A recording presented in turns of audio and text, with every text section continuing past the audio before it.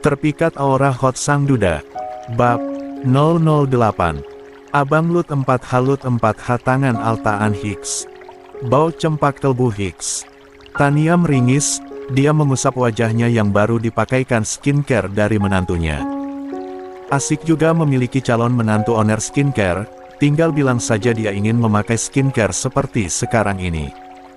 Tapi, kehebohan yang si kembar lakukan membuat Tania jadi menunda kegiatannya. 7. Apalah anak ini, kayak pernah klon aja semp 4K kerbau. Lagian, seingatku kerbau mana ada pakai semp 4K. Dapat bahasa semp 4K dari manalah dia ini. Gumam Tania menatap cucunya yang sedang menangis, tapi masih saja anak itu mencoba mengsatu bau tangannya. Walah berakhir mual. 2. SAYAAANG, SEMP 4KKU warna biru MANAAA. Teriakan Ferdi membuat Tania paham, asal-muasal bahasa itu dari cucunya. 4. Pantas, dia rupanya biang keroknya. 9. 37. Makan malam, panas. Mobil angkasa terparkir di halaman kediaman Rodriguez. Dia lalu turun dari mobil dan menyambut uluran tangan Jingga. Keduanya saling bergandengan masuk ke dalam rumah, sebab Tuan Yuda sudah menunggu mereka di ruang makan. Selamat malam semua, maaf terlambat, ucap angkasa pada semuanya. Delvin tanpa kaget melihat Jingga dan angkasa datang bersama sambil bergandengan tangan. La mendengus melihat hal itu, berbeda dengan Selva yang senang akan kedatangan Jingga. Duduklah, kita mulai acara makan malamnya, seru Tuan Yuda dengan senyuman yang menghiasi bibirnya.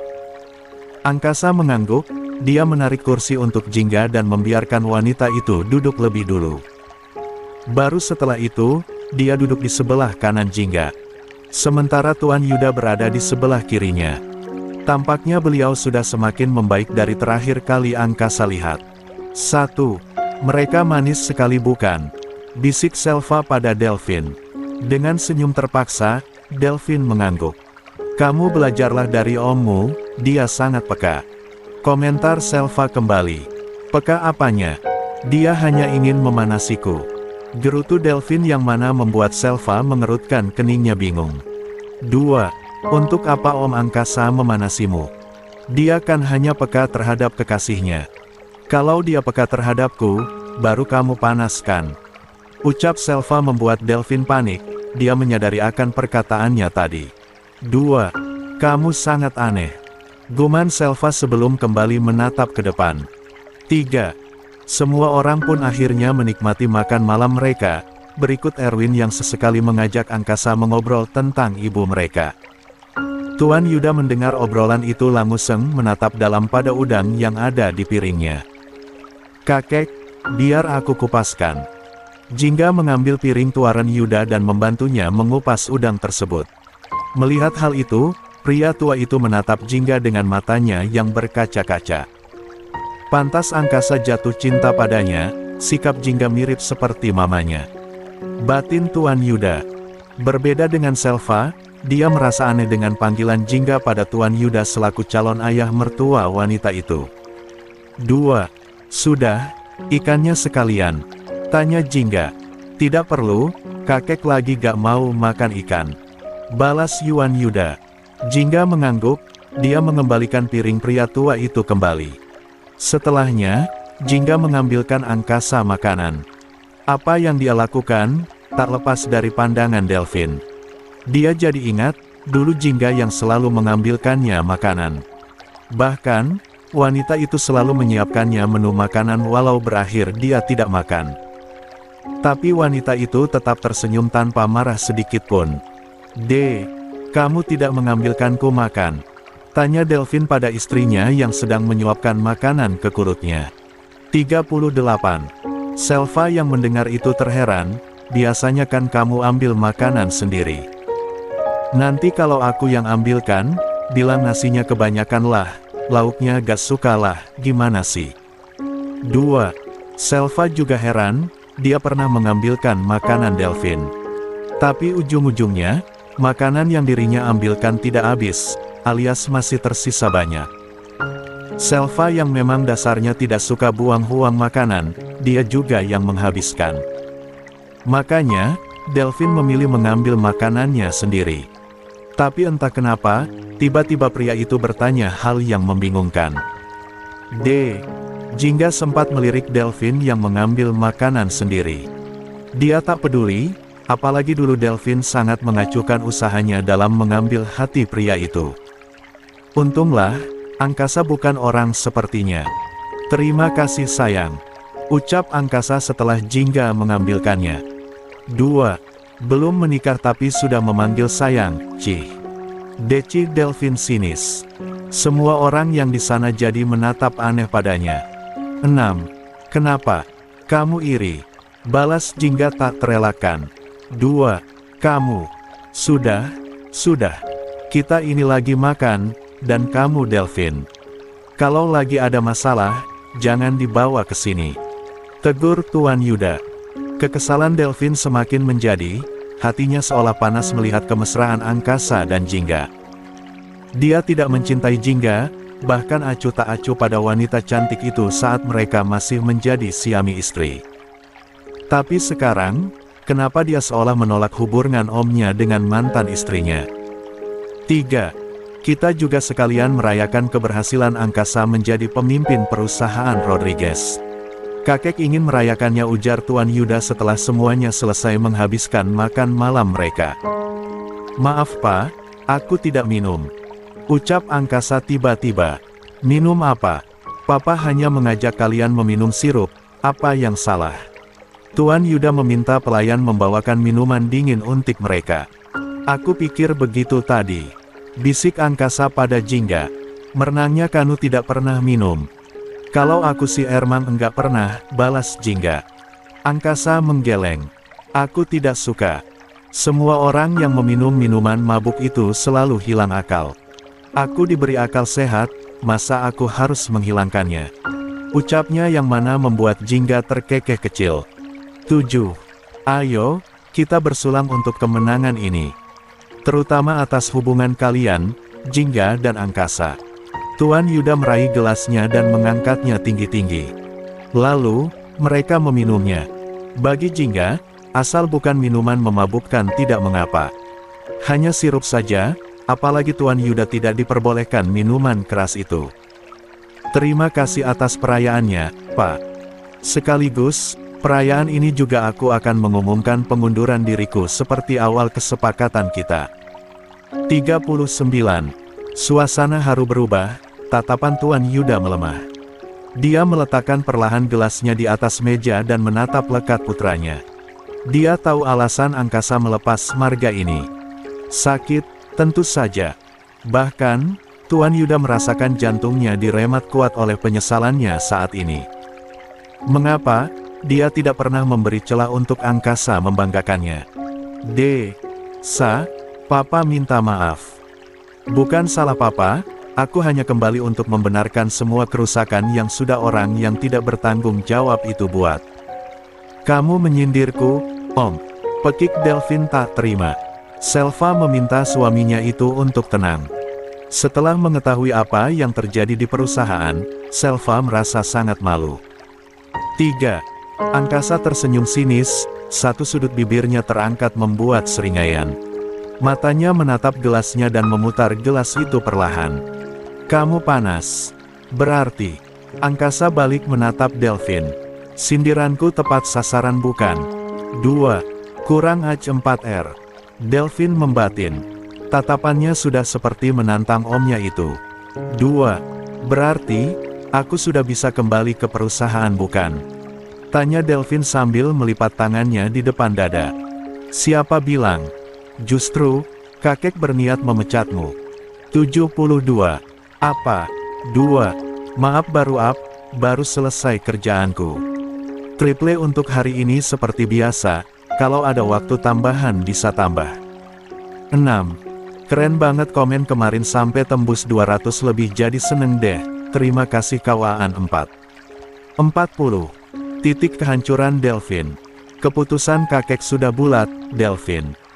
Sepenuhnya, perusahaan akan dibawa pengawasan kakek tapi, papamu akan dibantu oleh orang kepercayaan kakek. Kakek sudah mendapatkan orang yang profesional dan ahli untuk menduduki jabatanmu sebelumnya. Keterangan yang Tuan Yuda sampaikan memicu kemarahan Delphine. Pria itu tak terima. Tangannya terkepal kuat, dadanya bergemuruh hebat.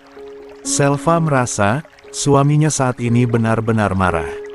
Tercetak jelas dari wajah Delphine yang merah padam. Delphine beranjak berdiri dan berseru tak terima atas apa yang sudah menjadi keputusan kakeknya.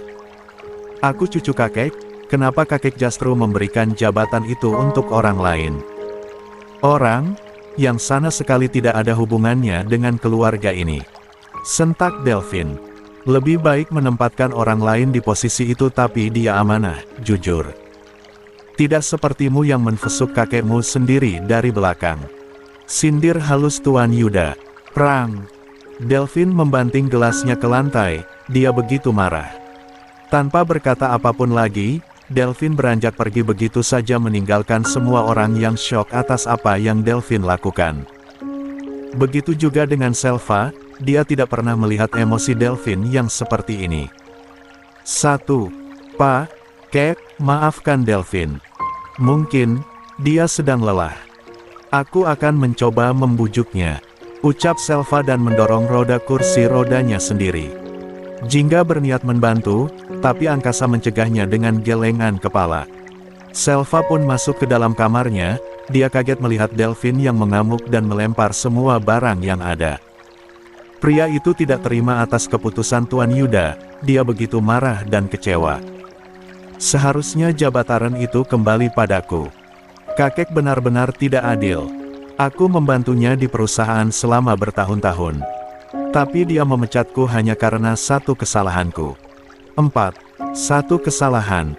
Sela Selva yang mana membuat Delphine mengalihkan pandangannya. Satu kesalahan. Sela Selva yang mana membuat Delphine mengalihkan pandangannya. Delphine, yang kamu sebut satu kesalahan itu sangat fatal. Kamu mengorupsi uang puluhan miliar dari perusahaan Kakernu sendiri. Bagaimana bisa itu hanya satu kesalahan? Sentak Selva. 1. Delphine yang mendengar itu puncak kemarahannya semakin menjadi. Dia mendekati Selva dan menarik kursi rodanya mendekat. Tangannya mencengkram erat lengan Selva yang ada di sandaran kursi roda dan menatapnya tajam. Apa yang Delphine lakukan, membuat tubuh Selva bergetar ketakutan. Aku berbuat itu demi kamu. Demi kesembuhan kamu. Selama 2 tahun, kamu mengalami koma. Siapa yang biayai kalau bukan aku? Mengharap apa dari papamu yang hanya seorang pemilik rumah makan kecil itu? Apa maksudmu? Selva benar-benar tidak tahu. Dia hanya tahu Delphine dipecat akibat kesalahannya yang mengorupsi uang puluhan miliar tanpa tahu untuk apa uang itu. Kamu pikir, biaya pengobatanmu murah? Kamu bisa hidup sampai sekarang karena siapa? Karena aku. Aku yang membiayaimu, mengirimkan dokter terbaik, bahkan kakimu. Delphine menyentuh kaki Selva dan menepuknya keras. Selva sudah menangis terisak, tapi Delphine malah mencengkram kuat dagunya agar dia menatapnya. 41. Jika aku tidak kembali ke posisiku semula, dari mana biaya kakimu yang mahal? Selva. Katakan, dari mana? Mengharap keluargamu yang membiayai. Penghasilan papamu tidak akan cukup membiayai pengobatanmu. Jika bukan karena aku, kamu sudah mati. Selva. 8. Plak. Selva menamparkan keras pipi Delphine, matanya menatap marah pria itu. Jaga bicaramu. Kamu gak rela membantuku? Aku tidak pernah memintamu untuk mempertahankanku. Lebih baik jika aku mati. Matikan saja aku sekarang daripada lumpuh seperti ini. Selva mendorong Delphine, dia terus memukuli kakinya. Delphine yang melihat itu langsung tersadar dan memegangi kepalanya yang berdenyut sakit. Dia terbawa emosi, sampai-sampai mengatakan hal tidak pantas itu pada wanita yang dicintainya. Selva, maafkan aku, maafkan aku. Delphine berusaha menahan tangan Selva, tapi wanita itu justru mendorongnya. Tanpa banyak kata, Selva mendorong roda kursi rodanya ke arah ranjang. Dia dengan susah payah memindahkan dirinya. Delphine ingin membantu, tapi wanita itu tidak mau. Aku malu sama kakek dan papa atas perbuatanmu. Aku tahu niat baikmu, tapi kamu mengkhianati keluargamu sendiri. Lirik Selva sembari memunggungi Delphine. 3. Kenapa jadi gini sih? Delphine stres sendiri, dia tidak tahu sekarang harus berbuat apa. Angkasa dan Jingga berpamitan untuk pulang, walau sebenarnya Tuan Yuda belum merasa puas mengobrol dengan keduanya. Namun, anak-anak mereka sudah menunggu di rumah. Tidak mungkin, keduanya pulang sangat larut malam. Angkasa, Papa masih berharap kamu berubah pikiran. Nama Rodriguez memang bisa kamu hilangkan tapi, darahmu menjelaskan siapa kamu. Maafkan Papa jika kekecewaanmu pada Papa membuatmu memilih keputusan ini, Papa minta maaf. Ucap Tuan Yuda dengan suara bergetar. 1. Angkasa menggeleng, ini bukan kesalahan siapapun, aku hanya ingin melepasnya agar keluarga calon istriku dapat menerimaku dengan baik. Bukan sebagai Angkasa Rodriguez, tapi sebagai Angkasa saja tanpa marga keluarga. Tuan Yuda mengangguk, matanya merah berkaca-kaca. Papa ingin memelukmu. 1. Tentu saja, Papa adalah orang tuaku. Tanpa dendam sedikit pun, Angkasa memeluk sang papa. Jingga sampai heran, terbuat apa hati pria itu hingga tak ada sedikit pun rasa dendam pada keluarganya. 7. Jaga baik-baik cucu Papa, jarang sekali Papa bertemu dengannya. Dia anak yang baik, dia pasti mengerti. Balas Angkasa sebelum pelukan keduanya terlepas. Jingga, 42. Jingga dan Angkasa menoleh pada Erwin yang baru saja datang. Pria itu memberikan 2 paper bag dengan warna serupa. Hal itu, tentu muncul pertanyaan bagi Jingga dan juga Angkasa. Boleh Papa. Maksudnya Om titip hadiah ini buat si kembar. 1. Si gembul setelah ini, siapkan cemilan 26. 43. Bunda boleh menikah lagi. Arga baru selesai membaca bukunya, dia pun menutup buku itu dan melirik janem dinding yang sudah menunjukkan pukul 10 malam. Tapi, belum ada tanda-tanda sang bunda akan pulang. Arga sedikit cemas sebenarnya, takut Jingga tidak pulang malam ini. Nalanda kecepian di cana. Cinilah tinggal cama kita, daripada cilur mah bikel tapi cepi. Bawa juga mainannya, nanti kita main baleng-baleng. 3. Arga mendengar suara celotehan Artan. Anak itu memang belum tidur dan asik video call bersama Nara dari jam 9 tadi. Apalagi, sejak Angkasa dan Jingga selalu video call. Perlahan, Arga dan Artan tahu bagaimana cara melakukannya. Artan, tidur. Tegur Arga dan menaiki ranjangnya. Memang Jingga sengaja memisah ranjang mereka atas permintaan Arga. Anak itu tak tahan dengan cara tidur kembarannya yang sangat usil. Li apa ci abang? Lempong malam-malam, nanti diculik Gunduluwo balu tahu laca. Desis Artan kesal.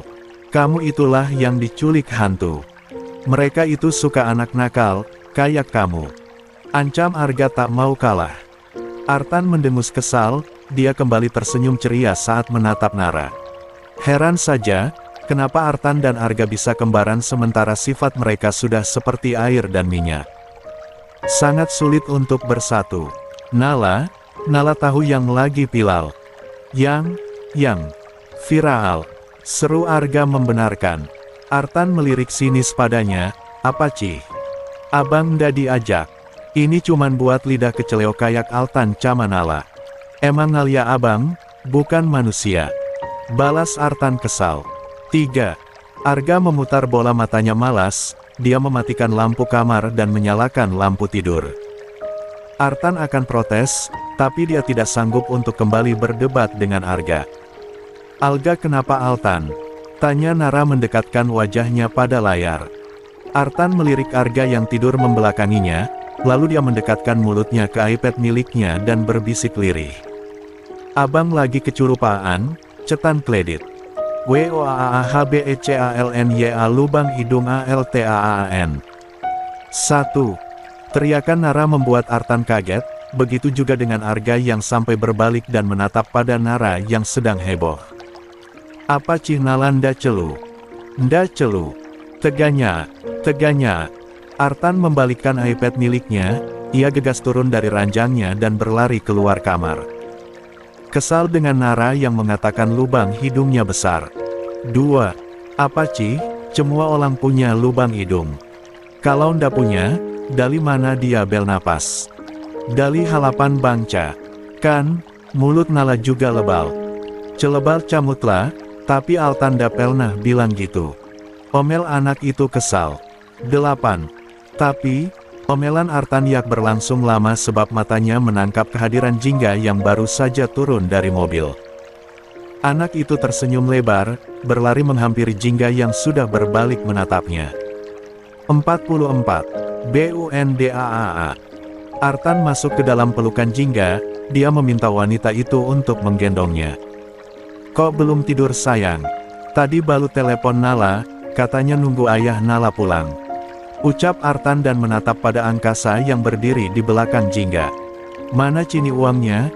Cewa bebenda belalti 300. Artan menadahkan tangannya pada angkasa. 7. Gak boleh gitu. Tegur Jingga. Angkasa mengeluarkan dompetnya, dia memberikan Artan sesuai yang anak itu mau. Jingga yang melihat itu langsung melot nol ti angkasa.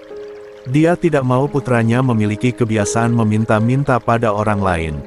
Kenapa dikasih sih? Kalau kebiasaan gimana? Pekik Jingga kesal. Aku sudah janji, tidak mungkin diingkari. Nanti Artan akan menganggapku suka berbohong, dan itu sangat berbahaya. Tadi aku tidak sempat bernegosiasi dengannya. Terang angkasa. Jingga berdecak kesal, alasan angkasa tidak salah dan tidak benar juga. Entahlah, Jingga merasa kesal sendiri. Padahal nanti, ujung-ujungnya uang Artan akan diberikan untuknya. Ya sudah, aku pulang dulu, panit angkasa. Setelah kepulangan angkasa, Jingga membawa Artan kembali ke kamar.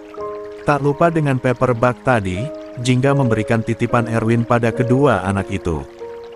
Dia sendiri bingung bagaimana menjelaskan pada mereka jika hadiah itu diberikan oleh kakek mereka. Wah, baju baru. Artan antusias melihat pakaian barunya yang bergambar dino. Arga enggak suka bajunya. Tanya Jingga pada Arga yang sepertinya kurang semangat ketika mendapat hadiah itu. Apa ini dari ayah? Tanyanya yang mana membuat Jingga merubah ekspresinya. Bukan, itu dari kakaknya Om Angkasa. Balas Jingga. Arga menghela nafas pelan, dia meletakkan bajunya di atas nakas dan kembali merebahkan dirinya. Artan, Arga, Bunda mau bicara boleh. Artan yang sibuk dengan bajunya jadi menghentikan kegiatannya, begitu juga dengan Arga. Kedua anak itu langsung duduk di hadapan Jingga dan menanti apa yang akan Jingga bicarakan. Keduanya fokus, tak ada yang saling bicara dan melirik. Perlahan, tangan Jingga meraih tangan putranya dan menggenggamnya dengan lembut. Jantungnya berdebar kencang, perasaannya cemas. Kedua matanya menatap lekat mata putranya, tapi itu hanya sebentar. Sebelum akhirnya dia menundukkan kepalanya seolah tak sanggup menatap keduanya. Bunda, Bunda izin menikah lagi. Menikah? Tanya keduanya kompak. 45. Jingga tersenyum, dia kembali mengangkat pandangannya dan menatap kedua putranya sembari mengatur nafasnya. Yah, Bunda akan menikah dengan ayah Nara. Menikah itu, sepasang kekasih yang akan tinggal bersama. Nantinya, ayah Nara juga akan menjadi ayah kalian. Tapi aku mau ayahku, bukan ayah anak lain. 37. Jalu, Gaa. Gaa, ayahnu modelan curut kejepit kok dimintain terus. 6. 46. Will you marry me, Jingga? Arga, ayahmu sudah menikah lagi. Tidak mungkin Bunda dan ayah kalian bersama. Ayah kalian sudah ada kehidupan baru, keluarganya sendiri, dia sudah tidak peduli lagi tentang kalian. Anggap saja dia memang sudah tidak ada. Jingga sedikit emosi dan kesal, apalagi baru saja dia bertemu dengan Delvin. 1. Arga menunduk, begitu juga dengan Artan. Hal itu membuat Jingga merasa bersalah karena sudah membentak anaknya. Mencoba untuk tenang, Jingga menarik nafas panjang dan menghembuskannya dengan lembut. Tangannya lalu mengibas wajahnya agar air matanya tidak luruh. Kalau Bunda menikah dengan Om Angkasa, Bunda akan bahagia. Tanya Arga kembali. Jingga mengangguk tanpa ragu, "Yah, Om Angkasa bisa membuat Bunda bahagia," ucapnya sambil tersenyum. Arga mengangguk, dia kembali menatap Jingga. "Bunda boleh menikah dengan Om Angkasa." Jingga senang mendengarnya, ia langsung menatap Artan yang sedang bingung saat ini. Anak itu sampai menatap Arga berulang kali sebelum akhirnya mengempat ruk kepalanya. "Kalau Artan gimana?" tanya Jingga. "Cebental, Altan macih bel pikil. Ayah Nala jadi ayah Altan juga belalti. Telus Altan punya ayah, Nala punya bunda. Kita paloan belalti." Jingga mengangguk membenarkan, berbeda dengan Arga ternyata Artan lebih menerima Angkasa. Anak itu justru bertepuk tangan riang dan memeluknya. Arga hanya tersenyum menatap keduanya. Seolah masih ada hal yang dia simpan dalam benaknya. Hari ini Angkasa mengajak Jingga pergi lagi, sementara ketiga anak mereka ditemani oleh Rafa bermain di playground. Sehingga, Angkasa dan Jingga memiliki banyak waktu berdua hari ini. Karena tepat hari ini, Angkasa sudah menyiapkan acara khusus untuk sang pujaan hatinya. "Kamu ngapain sih? Kita mau kemana? Kenapa harus pakai gaun merah panjang ini dan penutup mata? Kamu mau menunjukkan apa Sa?" Jingga merasa aneh saat Angkasa memintanya memakai penutup mata. "Ikutin aja, pokoknya aku sudah siapin kejutan untuk kamu," bisik Angkasa dan menggenggam tangan Jingga menuju sebuah helikopter yang terparkir di hadapannya. 1, 2, 3. Angkasa membuka penutup kata Jingga, membuat wanita itu akhirnya bisa melihat kejutannya. Jingga mengerutkan keningnya dalam melihat sebuah helikopter di hadapannya. "Ini maksudnya bagaimana? Ikut aku." 47. "Kita naik." Jingga terpaksa mengikuti Angkasa menariknya naik ke atas helikopter. Ternyata, pria itu yang akan mengendarainya sendiri. Jingga sungguh panik, dia sampai mencengkram erat gaun merahnya. "Sa, jangan bikin lelucon di siang bolong seperti ini. Ayolah, aku masih memiliki 2 anak kembar yang masih membutuhkanku. Kamu tahu sendiri mantanku mirip dengan dolphin lele," kata Mama. Panik Jingga. Angkasa memasangkan sabuk pengaman padanya, pria itu tersenyum menatap Jingga yang terlihat ketakutan. "Kamu lupa, jika aku bisa menerbangkan pesawat. Helikopter ini, cukup mudah untukku, Jingga," bisiknya sebelum kembali menegakkan tubuhnya. Jingga baru ingat, rasa takutnya langsung menguap. Kenapa dia bisa melupakannya? 1. Helikopter itu perlahan mengudara. Jingga terlihat panik tapi hanya sebentar saja. Matanya menatap takjub pada pemandangan indah dari atas. Angkasa membawanya memutari kebun bunga matahari yang sangat indah. Mata Jingga sampai berkaca-kaca melihatnya. "Lihat ke sana sayang," seru Angkasa. Jingga mengalihkan pandangannya, dia syok melihat taburan bunga mawar di atas kain putih. Tapi tak lama, kain putih itu ditarik dan memperlihatkan ribuan mawar yang disusun membentuk tulisan, "Will you marry me?" 4. Angkasa kembali mendaratkan helikopternya, ia turun lebih dulu dan membantu Jingga untuk turun. Keduanya berjalan mendekati sebuah papan yang bertuliskan hal yang sama seperti mawar tadi. Tiba-tiba Angkasa berlutut, dia mengeluarkan kotak cincin dan perlahan membukanya. Terlihat, sebuah cincin bertahtakan berlian kecil di atasnya. Jingga yang melihat itu sampai menutup mulutnya menahan perasaan bahagia bercampur haru. 7. Aku mungkin bukan pria yang sempurna. Aku tidak pandai berkata-kata dalam ungkapan cinta. Tapi, hatiku hanya tertulis namamu. Jingga Livina Mahendra, maukah kamu menikah denganku? Menjadi pasanganku sampai kita menua dan hembusan nafas terakhir. 4. Mau. Ucapan singkat itu membuat Angkasa berjingkrak girang.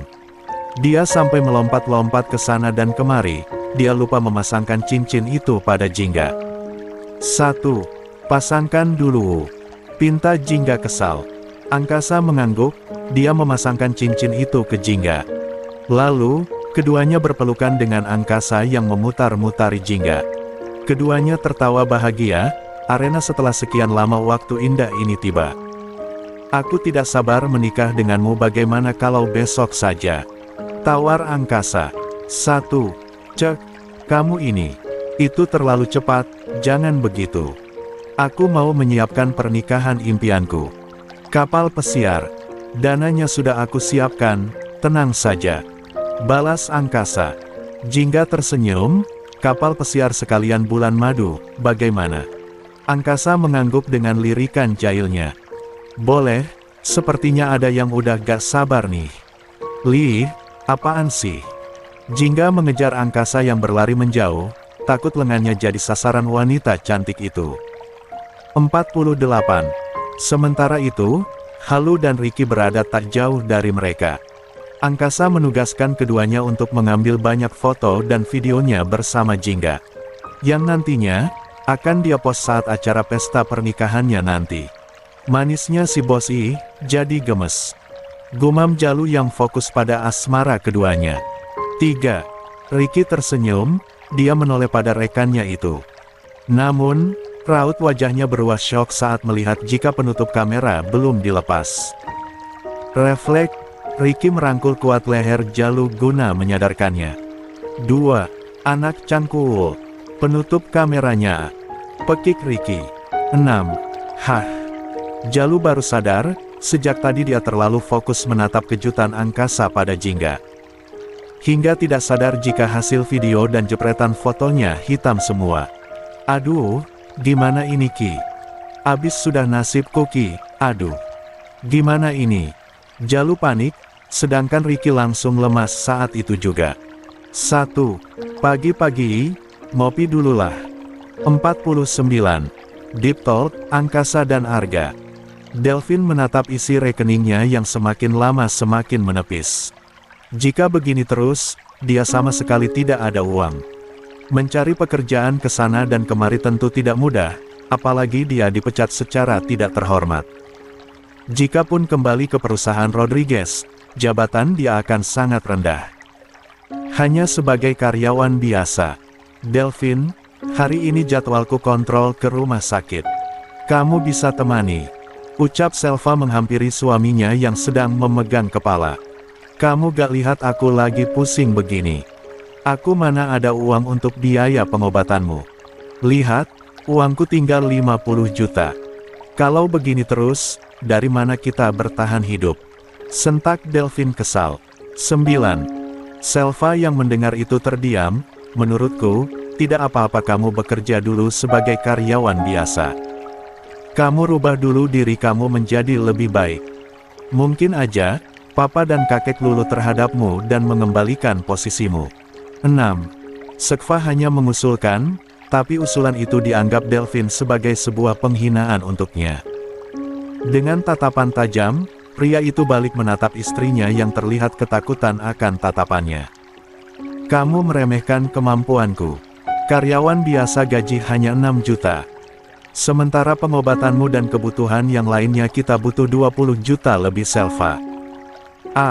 Aku hanya mengusulkan saja, maafkan aku. Selva menunduk, dia tengah menahan tangisnya. Delvin mengusap kasar wajahnya, dia menjatuhkan kembali tubuhnya ke tepi ranjang dan menatap nanar lantai kamarnya. Untungnya, Tuan Yuda tidak mengusirnya dari rumah ini. Jika dia terusir, hidupnya akan semakin menderita. Selva, aku minta maaf telah membawamu ke titik sulit ini. Lirih Delvin. Selva mengangguk, dia mengusap air matanya yang berhasil mengalir. Terkadang, aku bertanya, kenapa kita belum dikasih anak juga, padahal segala macam cara sudah aku lakukan agar aku cepat hamil. Tapi mungkin ini jawabannya, belum tepat waktunya. 2. Delvin menggenggam tangan Selva, dia balik menatap wanita itu dengan tatapan dalam. Kita bisa berusaha lagi untuk mendapatkan seorang anak. Tapi, Aku butuh waktu untuk mendapatkan pekerjaan yang baik agar bisa menghidupimu nantinya. Selva, tapi, aku tidak bisa lagi melanjutkan pengobatan kakimu. Apa? Delphine, apa maksudnya? Jika terapiku tidak dilanjutkan, kapan aku bisa berjalan? Pekik Selva tak terima. Delphine kembali menarik tangannya, dia mengacak kasar rambutnya. Sekarang, dia kembali frustasi. Bukannya menenangkan, Selva bahkan balik menuntutnya. Kamu lihat kondisi KEUNGANKU. Untuk biaya kakimu itu sangat mahal. Mintalah pada orang tuamu. Jangan TERUS aku saja. 4. Dengan penuh kenarahan, Delphine beranjak pergi, meninggalkan Selva yang meremat D4 dan yang merasakan sakit atas bentakan pria itu. Semakin lama Delphine semakin sering meluapkan emosinya. Pria itu stres, tertekan, dan tidak tahu harus apa. Tapi Selva justru memarahinya. 50. Sebenarnya, apa salahku di masa lalu? Kenapa kehidupan rumah tanggaku jadi berantakan seperti ini? Lirihnya. Jingga dan Angkasa mempersiapkan pernikahan mereka dengan baik. Hari ini, keduanya akan fitting pakaian pengantin. Si kembar dan Nara juga ikut, karena harus mengukur tubuh gembul mereka. Jingga khawatir, baju mereka tidak akan pas jika beli jadi. Nala, bajunya nda muat itu. Pelutnya nda bel napas. Seru Artan kala melihat gaun kecil Nara sulit dipakaikan akibat perutnya yang terlalu gerembol. 1.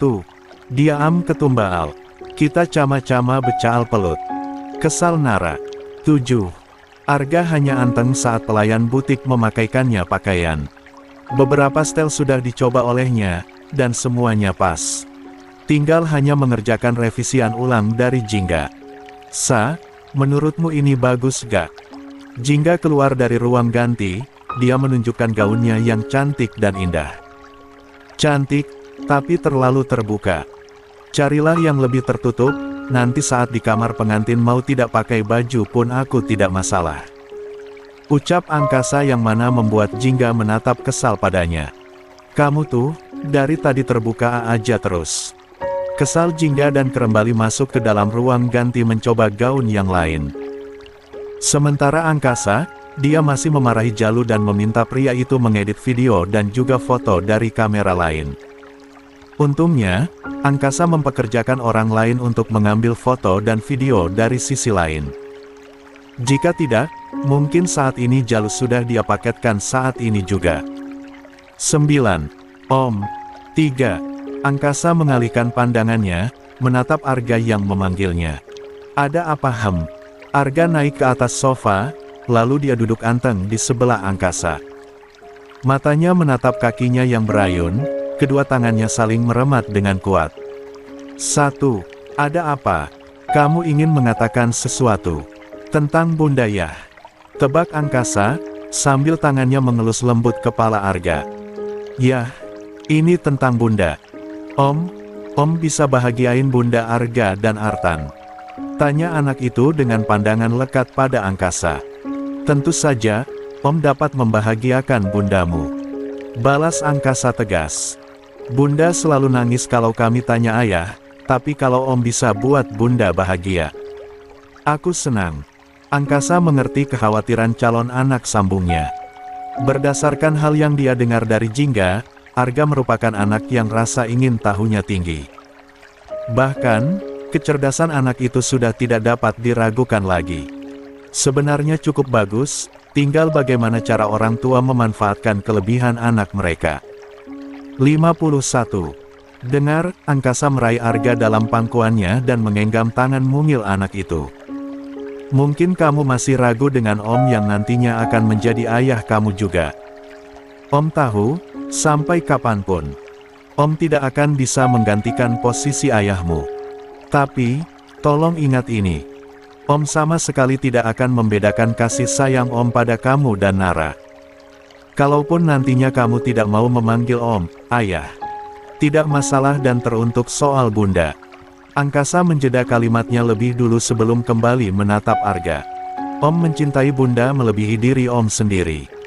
Kalau Om membuat Bunda menangis, sedih, atau tersakiti, kamu berhak untuk marah sama Om. Kenapa? Kamu seorang anak laki-laki akan menjadi superhero untuk bundanya. 3. Arga mengerjapkan matanya, dia mengerti maksud dari angkasa. Hatinya sedikit terketuk, seolah gunung es yang mulai mencair. Angkasa benar-benar dapat meluluhkan hati seorang Arga yang dingin seperti es. Tatapan mata keduanya beralih pada Jingga yang sedang membantu Nara mencoba gaunnya. Keduanya sempat tertawa, dan Nara memeluk Jingga lalu menggigap pipinya. Pemandangan itu sangat membuat angkasa terenyuh. Bunda mungkin akan memberikan kasih sayang juga pada Nara. Tapi, kamu juga akan mendapatkan kasih sayang dari Om. Tak masalah, mau klum pipi Om. Angkasa menunjuk pipinya, mendekatkan wajahnya pada anak di pangkuannya itu. 1. Bukannya mencium pipi angkasa, Arga justru meringis dan turun dari pangkuan calon ayah sambungnya. Nda mau, 20. Terima kasih kawan sudah mendukungku, rela menunggu up yang gak nentu. Bahkan kasih aku gift yang tidak terduga. Pagi-pagi kaget ngeliat notif pemberian gift piala, buat kakak yang kasih, semoga panjang umur dan lancar rezekinya 14. Juga untuk kalian yang memberi dukungan lain, seberapapun dukungan itu sangat membantuku di sini. Karena hati otor ini lagi berbunga-bunga, hari ini kita up 5 bab 19. 52. Gara-gara durian. Selesai fitting pakaian, Angkasa mengajak Jingga dan anak-anak ke toko es krim durian. Sebenarnya usulan Jingga, sebab Angkasa tidak suka durian. Tapi demi wanita itu, Angkasa menyembunyikan hal yang tidak disukainya agar Jingga tak merasa tidak enak padanya. Sudah sejak tadi, Angkasa memakai masker 3 lapis yang sudah disemprotkan parfum. 9. Wah, enaknya aroma. Inilah bel napas yang sebenarnya. Seru Artan mengendus dalam aroma durian yang bertebaran ketika mereka masuk ke dalam toko tersebut. 2. Harum ya. Artan sama Arga pesan es krimnya, sekalian sama Nara. Pinta Jingga. Si kembar mengangguk, buah itu memang buah kesukaannya mereka. Gegas, Arga menarik Nara dan memesan es krim untuk mereka.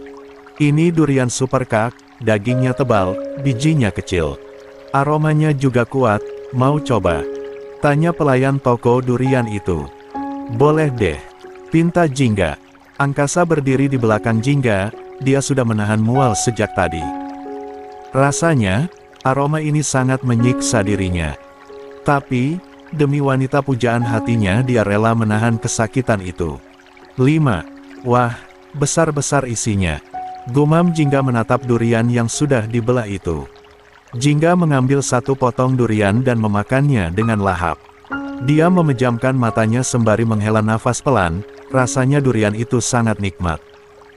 Dia sangat menyukainya dan terus memakannya lagi dan lagi. 1. Ini enak banget. Cobain desa. Jingga mengambil satu potong kembali dan menyodorkannya pada Angkasa. Namun, pria itu justru menggeleng sembari melambaikan tangannya. Ini duriannya enak loh. Masa gak mau sih? Sayang banget. Lirih Jingga denegan rasa kecewa. Melihat itu, Angkasa langsung menarik maskernya ke bawah dan meraih tangan Jingga. Dia melahap durian itu dari tangan calon istrinya dan menutup kembali maskernya. Matanya sudah terlihat merah berkaca-kaca, perutnya merasa bergejolak hendak mengeluarkan sesuatu. 3. Enak banget Kaan. Tuh, kamu sampai berkaca-kaca begitu. Terharu ya? Astaga, sampai mau menangis begini. Jingga mengusap mata Angkasa, mengira pria itu terharu. 14. Angkasa yang tidak sanggup lagi langsung pergi ke toilet, Jingga menatap bingung kepergiannya yang terkesan buru-buru. Namun, aroma durian mengembalikan fokusnya. Dia kembali memakan durian itu dan meresapi segala rasa yang melumer di lidahnya. 1. Berbeda dengan ketiga anak yang menikmati es krim mereka. Artan sampai menepuk tangannya dan menggoyangkan kepalanya. Sedangkan Arga tetap menjaga sikap coolnya dengan melahap es krimnya secara perlahan. Kalau Nara, Anak itu terus mencoba es krimnya sembari mengerutkan keningnya. Oh gini ya lacanya Dolman, enak kali. Nalanda pelnah makan ini. Gumam Nara. 8:53. Perkataan Nara membuat si kembar menghentikan kegiatan mereka. Keduanya saling tatap dengan kening mengerut dalam. Merasa ragu apa yang Artan dengar, anak itu kembali bertanya pada Nara. Dolman. Bapak siapa itu Nalaa? 3. Ini loh, Dolman. Unjuk Nara pada buah durian di atas es krimnya. Melihat hal itu si kembar langsung memasang raut wajah datar mereka. DURIAAANNALAAA. Pekik keduanya serempak. 4. Dulian. Lia, Dulian. Dulian ternyata enak. Balas Nara sembari tersenyum lebar. 2. Arga memutar bola matanya malas, kamu tuh tinggal di negara mana? Masa durian aja enggak tahu. Ucapnya ketus. Lia, campe dulian juga dia bilang Dolman. Bapaknya siapa itu Ci Dolman? Tambah Artan. Nara mengerucutkan bibirnya sebal, dia mengaduk es krimnya yang sudah mulai mencair. Nalanda pelnah makan ini, ayah Nalanda pelnah kacih. Bagaimana angkasa mau memberikan? Dia saja tidak suka durian. Hanya mencium baunya saja, angkasa bisa pingsan karena tak sanggup menahan mual. Seperti sekarang. Pria itu bersandar di pintu toilet setelah mengeluarkan isi perutnya. Aku udah enggak sanggup rasanya keluar dari toilet. Lirih angkasa. Karena angkasa tak kunjung keluar, Jingga khawatir. Dia meminta pelayan toko untuk memindahkan sisa duriannya ke dalam wadah lain, karena dia akan membawa pulang sisa duriannya. Sementara dia menghampiri angkasa dan mencoba mengetuk pintu toilet itu. Sa, kamu gak apa-apa? Perutnya sembelit. Tanya Jingga. Dia berpikir, mungkin angkasa mengalami masalah pencernaan. Ceklek. Angkasa keluar dari dalam toilet, ia sudah kembali memakai maskernya. Tapi, Jingga bisa melihat tatapan mata sayu pria itu. Khawatir angkasa sakit, Jingga langsung mengecek suhu tubuh calon suaminya itu dengan punggung tangannya. Kamu sakit. Kita ke dokter ya. Angkasa menggeleng, dia menangkup kembali tangan Jingga. Jangan beri aku durian lagi ya, aku gak suka durian. Cicitnya. Akhirnya, angkasa mengungkapkan apa yang dia pendam sejak tadi. Tidak sanggup harus kembali memakan buah itu dan berakhir memun 4 hekan isi lambungnya. Sungguh, angkasa tidak akan mampu. Loh, kamu gak suka durian Sa? Jingga kaget, dia lupa bertanya hal itu pada angkasa. Maaf, aku gak suka durian. Lirihnya. Jingga menepuk keningnya, kenapa enggak bilang? Lain kali apapun yang enggak kamu suka bilang aja, jangan. 54. Pikirkan soal perasaanku. Aku juga akan mengerti kondisi kamu. Apalagi sekarang jadi begini, muntah yah tadi. Setelah mengetahui angkasa yang langsung tidak enak badan, Jingga pun bergantian menyetir mobil. Sepanjang jalan, tak henti-hentinya Jingga mengecek keadaan angkasa. Mungkin karena lemas, pria itu tertidur lelap. Ayah cakit bunda? Tanya Nara yang duduk di kursi belakang bersama si kembar. Lia, Nara tahu enggak kalau ayah gak suka durian. Balas Jingga dan bertanya kembali. Nara menggeleng, Nalanda tahu. Dia bilang durian aja Dolman. Altaan. Tegur Nara kesal. Oke, Jingga paham.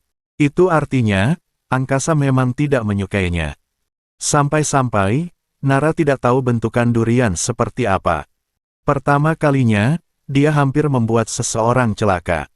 Jika diteruskan, angkasa dapat masuk rumah sakit akibat pingsan. Durian aja gak doyan, kamu manusia bukan sih? Gumam Jingga sambil melirik pada pria yang tertidur pulas di sampingnya itu. 10. Bunda, nanti beli dolman lagi ya. Seru Nara yang mendapat tatapan kesal kedua anak laki-laki di kanan kirinya. DULIANNALAAA. Durian NARAAA. Nara meringis, ya udah Ci, kan cama aja. Siapa tahu Dolman jual durian, cama aja. Kenapa Ci, kalian selalu buat teltekan dili ini? Macalahnya Dolman Camadulian itu jauh kali nala, bedanya Cepelti Kelbo dan Capi Taunda. Jingga menghela nafas pelan melihat kegaduhan yang ketiga anak itu buat. Yah, setelah satu rumah nanti, ketiganya pasti akan lebih ribut dari ini. Batinnya. 4. Tinggal 2 ya 6. 55. Ulah Tania. Tania tampaknya sibuk memilih perhiasan yang dia datangkan langsung penjualnya ke rumah. Wanita itu mencocokkan satu persatu perhiasan yang ditawarkan. Semuanya bagus menurutnya, membuat Tania menjadi bimbang. Apalagi, dia akan memakainya di acara pernikahan putrinya yang nanti akan diadakan di kapal pesiar. Cek, ini bagus tapi terlalu kecil. Biar yang lain lihat gitu loh, masa kecil banget. Tapi kalau yang besar, ribet. Hais, aku susah memutuskannya. Gumam Tania. 2. Perhiasan lagi. Ferdi yang baru saja pulang dari kantornya Meng 4 melihat istrinya yang heboh dengan perhiasan super mahal itu. Sudah banyak perhiasan yang menjadi koleksinya, tapi wanita itu justru mau membelinya lagi. Pak, kita kan akan hadir sebagai tamu spesial di pernikahan putri kita. Putri kita yang menikah, kenapa kamu yang heboh? Kayak kamu aja yang mau dinikahi berondong-dong. Ucap Ferdi kesal. 4. Tania yang mendengar itu langsung menatap tajam suaminya. Rafa menyaksikan perdebatan keduanya segera pamit undur diri. Dia tidak mau kena semprot sama sekali. Sebab, etika keduanya berdebat pasti dirinya juga yang kena. 1. Kalau aku mau dinikahi berondong apa masalahnya? Kalau berondongnya model, kuras hartaku sayang, semua uangku adalah milikmu, siapa yang mau nolak? Ferdi yang mendengarnya berdecak kesal, kayak ada yang mau aja berondong sama kamu. 2. Papa nantangin mama. Oke, kalau gitu mama tunjukkan. Tania meraih ponselnya, dia membuka akun sosial medianya dan menunjukkan banyak chat masuk dari pria muda seumuran putrinya. LIHAAAAT. Ferdi membenarkan kacamatanya, dia melihat berbagai macam sapaan berondong itu pada istrinya. Melihat profil mereka, membuat Ferdi melirik istrinya yang seolah tengah menantangnya. Kamu macam-macam, akan kubuka lagi kandang buaya yang sempat aku tutup demi kamu. Ancam Tania. Ferdi menghela nafas pelan, dia memijat pangkal hidungnya karena sudah tak sanggup lagi membalas perkataan istrinya. Pesanlah, pesan apapun yang kamu suka. Aku mending tidur saja, ucapnya dan berlalu pergi. Ya, tidur saja sana. Dari tadi kenapa, protes aja kerjanya. Ini bagus gak ya mbak? Tania kembali sibuk memilih perhiasan. Sebenarnya Tania hanya membalas suaminya yang selalu mengeluarkan banyak uang demi mobil tua. Dia kadang heran, kenapa pria itu suka sekali mobil tua dengan harga fantastis. Sementara dirinya membeli barang yang bisa dijual kembali tapi pria itu protes. 2. Laki mah kebanyakan begitu ya mbak, istri mau berlian aja protes. Ucap Tania meminta dukungan dari penjual perhiasan itu. 5. 56. 1 minggu sebelum hari pernikahan, Angkasa dan Jingga tidak diperbolehkan untuk bertemu. Banyak alasan dan larangan dari Tania entah karena apa. Jingga menerimanya, saat menikah dengan Delvin dulu, dia pun sama tidak boleh keluar seminggu sebelum hari pernikahannya tiba. Sementara Angkasa, pria itu tidak terima dan terus menelepon Jingga sembari merengek kesal. Kenapa harus seminggu? Kenapa tidak 3 hari saja? Astaga, tidak bertemu sehari denganmu hidupku rasanya seperti orang yang tidak pernah minum air. Jingga, tanya pada mama mertua dia mau apa. Kemarin ku dengar mama suka berlian, aku akan membelikannya. 2.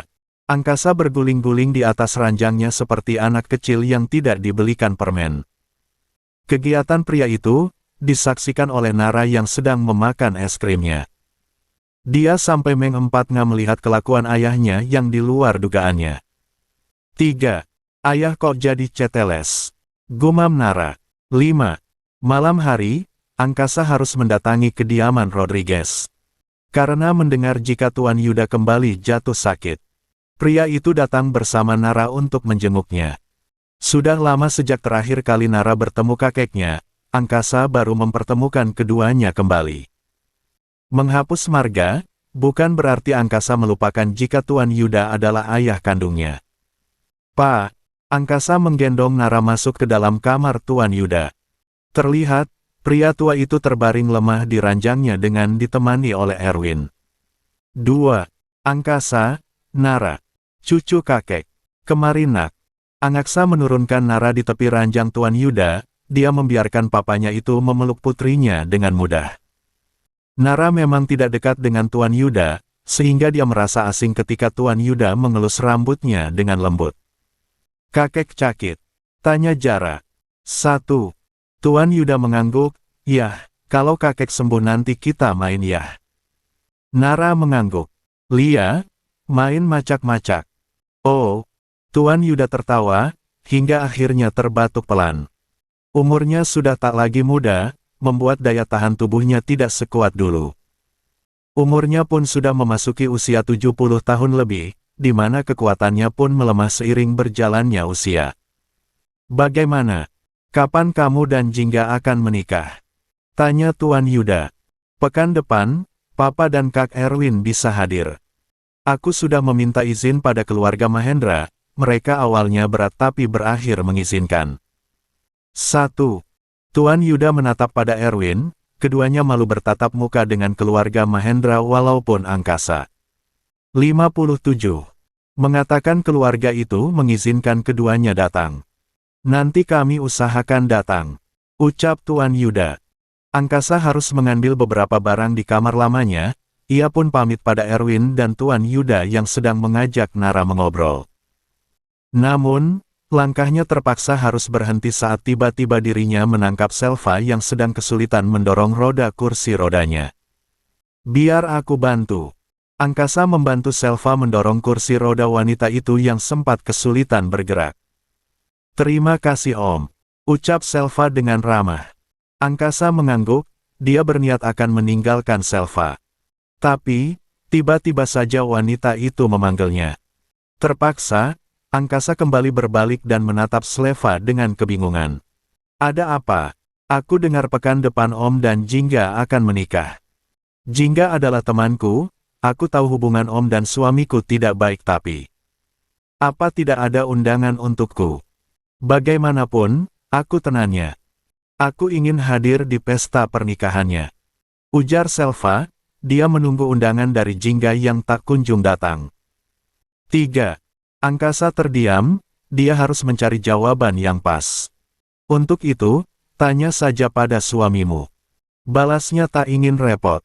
Meninggalkan Selva yang terdiam dengan pertanyaan dalam benaknya. Sebenci itukah Om Angkasa pada Delvin? Seingatku, dulu mereka sempat memiliki hubungan yang baik. Tapi, kenapa sekarang berbeda? Lirihnya. 5. Yang keempat, setelahnya kita kondangan 3. 58. Hari pernikahan. Delvin memasuki klub malam yang biasa dia datangi. Sudah lama, dia tidak datang ke tempat ini. Kedatangannya, disambut heboh dengan para temannya. Mereka langsung menarik Delvin dan mengajaknya minum bersama. Sudah lama Delvin Rodriguez menjadi suami yang baik. Ayolah kita bersulang. Seru temannya merangkul lehernya. Delvin melirik sekilas, pria itu hanya datang karena merasa suntuk. Dia memilih memainkan ponselnya dan melihat status yang angkasa tampilkan. Hatinya mendadak panas kala melihat video undangan pernikahan angkasa dan Jingga. Yah, angkasa menggunakan momen lamarannya untuk video undangan pernikahannya. Apa-apaan dia? Apa dia sengaja memanasiku? Kurang H4R. Semua milikku dia ambil, bahkan wanita bekasku juga dia pungut. Delvin membatin. 3. Matanya menangkap sebotol minuman. Ia pun langsung menenggaknya. Semua ternannya yang melihat itu terkejut, tapi mereka langsung tertawa keras dan mengajak Delvin minum kembali. Delvin, aku dengar kamu menikah lagi. Jahat sekali tidak mengundang kami. Bagaimana dengan istrimu sebelumnya? Tanya pria bertubuh gemuk itu pada Delvin yang sudah hampir tak sadarkan diri. 1. Jingga. Dia menikahi omku. Wanita murahan, hahaha. Hahaha, tidak mendapatkanmu tapi justru mendapatkan ommu. Mungkin, ommu lebih baik darimu. Ucap pria tadi yang mana membuat Delphine langsung menatapnya. Apa katamu? Ya, dia pasti lebih baik darimu. Mungkin, lebih hebat ommu di atas ranjang dibandingkan denganmu. Benarkan teman? Haha. Semua temannya menertawakannya, merendahkannya dan mengejeknya. Delphine sungguh marah mendengarnya. Tiba-tiba Delphine beranjak berdiri, dia mengambil botol minuman tadi dan menatap para temannya yang saling tertawa dan mengejeknya. Tak trauma, Delphine melayangkan botol itu pada kepala pria yang merendahkannya barusan. Perang. Mendadak suasana hening, mereka menatap syok pria yang memegangi kepalanya yang berdarah akibat apa yang Delphine lakukan padanya. Namun, Delphine melakukannya secara sadar dan tidak sadar. Dia dalam pengaruh minuman mabuk itu, tapi dirinya juga menyadari apa yang dia lakukan salah. Para temannya marah dan langsung menghajar Delphine saat itu juga. Pria itu berusaha kabur, keadaan klub semakin kacau dengan adanya pertengkaran hebat. Lebih tepatnya, pengeroyokan. 6:59. Hari ini adalah hari yang spesial untuk angkasa, dia akan menikahi wanita pujaan hatinya sejak lama. Pria itu sudah mengenakan jas putih dengan dasi kupu-kupu berwarna hitam, rambutnya disisir rapi, juga wajahnya terlihat berseri-seri. Kini, dia menunggu Jingga selesai bersiap. Untungnya, sejak semalam mereka sudah berada di kapal untuk acara pagi ini. Tapi tiba-tiba Erwin meneleponnya, angkasa gegas mengangkatnya dan berjalan ke depan memandangi hamparan laut yang begitu indah di hadapannya. Kak, ada apa? Sudah akan datang ke lokasi. Angkasa, maafkan aku. Aku sepertinya tidak bisa datang, Delphine buat masalah lagi. Masalah? Masalah apa lagi yang dia buat? Di hari pernikahannya saja, Delphine tetap melakukan kesalahan. Delphine saat ini di penjara, aku harus membereskannya sebelum media meliput.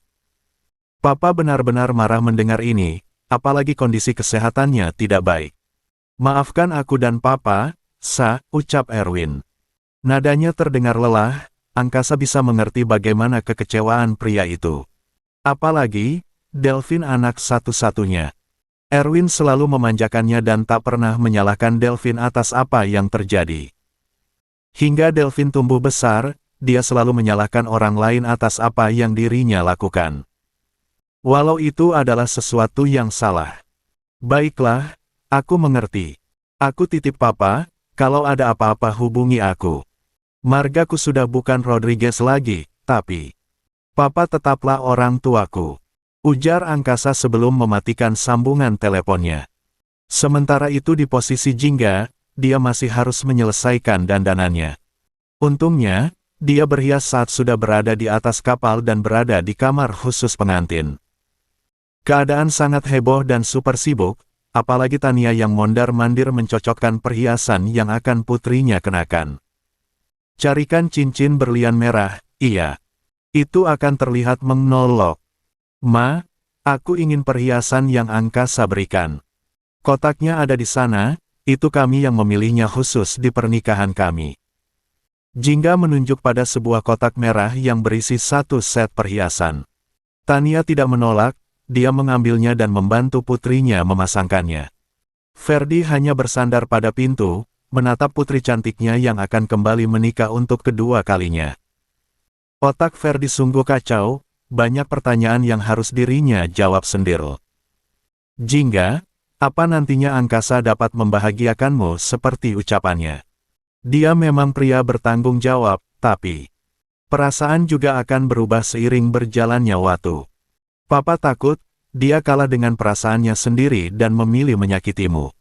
Papa harap, pernikahan kedua kali ini tidak lagi meninggalkan sakit di kehidupanmu. Batin Ferdi. 3. Si kembar dan Nara menatap Jingga dengan kepala yang miring ke kanan. Entahlah, kenapa ketiga anak itu selalu bertingkah layaknya anak kembar tiga. Tatapan mereka pun persis, selalu kompak saat menoleh. "Kok menol?" tanya Aryan. "Dua. Bukan menor, tapi itu bedak pengantin," kata Oma.